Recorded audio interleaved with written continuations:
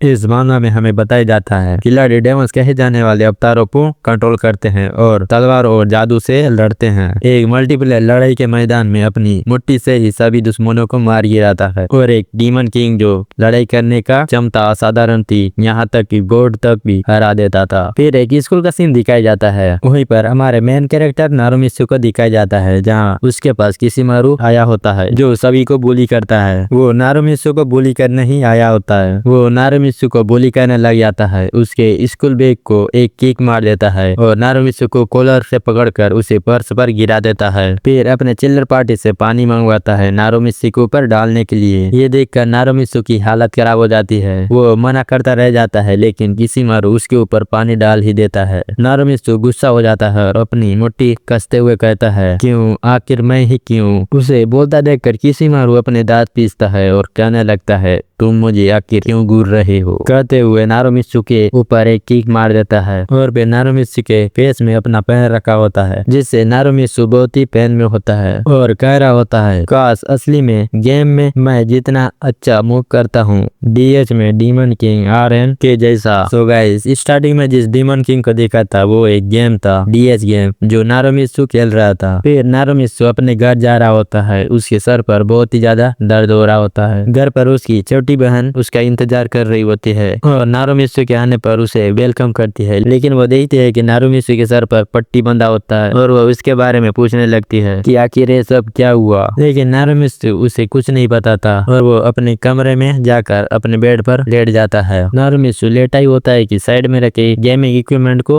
वो देखता है फिर गेम खेलने के लिए अपना मन बना लेता है और कह रहा होता है डीएच में उसका बॉडी वैसे ही काम करती है जैसे वो चाहता है और मैं गेम में किसी भी दुश्मन को हरा सकता हूँ। नारुमित्सु जैसे ही इक्विपमेंट को पहनता है उसे कुछ होने लगता है। उस गेमिंग इक्विपमेंट में कुछ लिखा हुआ आता है कि पहनने वाले की शारीरिक असमानता का पता चला है, लेकिन नारुमित्सु को कुछ समझ में नहीं आ रहा होता है कि आखिर ये क्या हो रहा है। उसे फिर करंट लगता है। फिर वैसे ही स्क्रीन पर लिखा हुआ आता है कि आपातकालीन कॉल शुरू करना। फिर नारुमित्सु को हॉस्पिटल ले जाते हुए दिखाई जाता है। नारुमित्सु अपनी हालत देखकर कह रहा होता है, क्या मैं मरने वाला हूँ? और फिर कह रहा होता है कि बस एक बार किशिमारु और उसके पार्टी मेंबर्स को अपने हाथों से मुक्का मारना चाहता है। तभी उसके कॉन्शियसनेस माइंड में कोई कह रहा होता है, क्या वो वही है? मैं देखता हूँ। फिर कहता है, विशेष उच्चारण शुरू करें। मैं प्रे करता हूँ कि अच्छे रिजल्ट आए।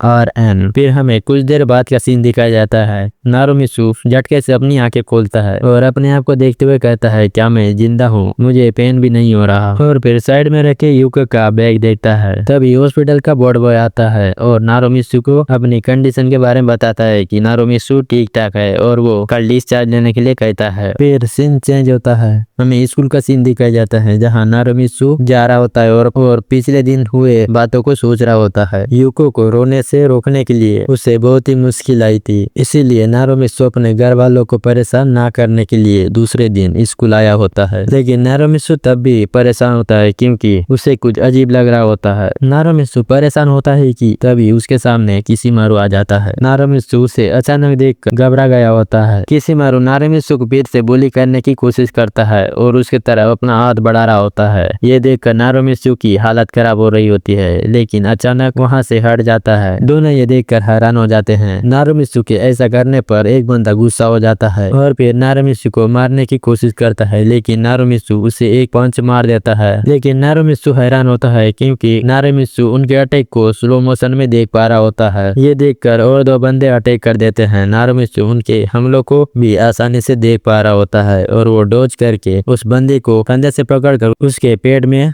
अपना घुटना दे मारता है और फिर देखते हैं नारुमित्सु के बॉडी से आग निकल रहा होता है। किशिमारु ये देखकर गुस्सा हो जाता है, वो भी नारुमित्सु के ऊपर अटैक कर देता है। नारुमित्सु कॉन्फिडेंस होकर कहता है, I become the demon king RN कहते हुए एक पावरफुल पंच किशिमारु के चेहरे पर अपना पंच मार देता है। किशिमारु दीवार से जा टकराता है और फिर देखता है नारुमित्सु उसे डीमन किंग की तरह दिख रहा होता है। ये देखकर तीनों बंदों की हालत खराब हो जाती है और वो वहां से भागने लग जाते हैं और उन्होंने जो पानी नारुमित्सु के ऊपर डालने के लिए लाए थे, किशिमारु उसी से जा टकराता है और पानी का बाल्टी उसी के ऊपर गिर जाता है। नारुमित्सु इस तरह के कारनामे देखकर अपने आप पे भरोसा नहीं कर पा रहा होता है। फिर सीन चेंज चेंज हो जाता है। नारुमित्सु क्लास पर बैठा होता है और वो सोच रहा होता है वो एहसास मैंने किशिमारू और उसके पार्टी मेंबर्स को पीटा, ये बिल्कुल वैसा ही है जैसे गेम में मैं डीमन किंग के जैसा खेलता हूँ, लेकिन ये बिल्कुल नहीं हो सकता। रियलिटी में मेरा रिफ्लेक्स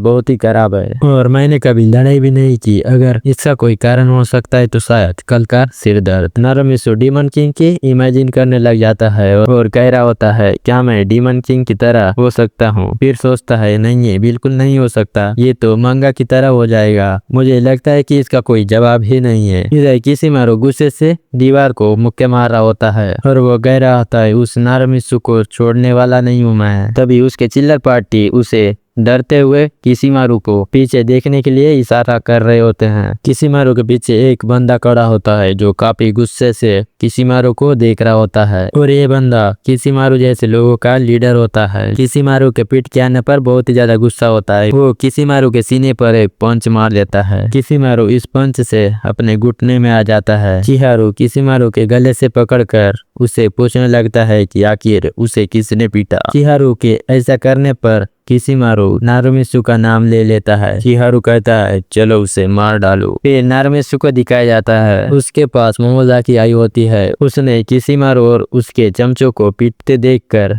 नारुमित्सु से काफी इम्प्रेस होती है और ये नारुमित्सु की एक ही क्लास फ्रेंड होती है। नारुमित्सु उसके बातों को सुनकर ब्लश कर रहा होता है। फिर नारुमित्सु मोमोजाकी से कहता है मुझे खुशी हुई कि आप खुश हैं, लेकिन ये बस तुक्का था। कहते हुए नारुमित्सु किशिमुरा के बेंच की तरफ देखने लगता है लेकिन वो वहां नहीं होता। लेकिन मोमोजाकी नहीं मान रही होती है और वो कह रही होती है मुझे तो ऐसा नहीं लगता। फिर नारुमित्सु घर जाने के लिए खड़ा हो जाता है। मोमोजाकी भी उसके साथ जाने के लिए कहती है। वो कह रही होती है मैं आपके साथ और भी बात करना चाहती हूँ। ये सुनकर नारुमित्सु हैरान होता है। फिर अपने मन में सोच रहा होता है इससे कुछ गलत नहीं सोच सकता क्योंकि मैं क्लास में बुली होता हूँ और मैं क्लास के सबसे नीचे रैंक पर आता हूँ। मोमोजाकी नारुमित्सु को बुलाने लगती है। ये देखकर नारुमित्सु मुस्कुराते हुए स्कूल से बाहर चले जाते हैं। बाहर दोनों बात करते हुए आ ही रहे होते हैं कि दोनों के सामने किशिमारू आ जाता है पिटी हुई हालत में। नारुमित्सु उसे देखकर घबरा गया होता है। तभी पीछे से चिहारू आ जाता है। नारुमित्सु उसे देखकर उसकी हालत खराब हो जाती है क्योंकि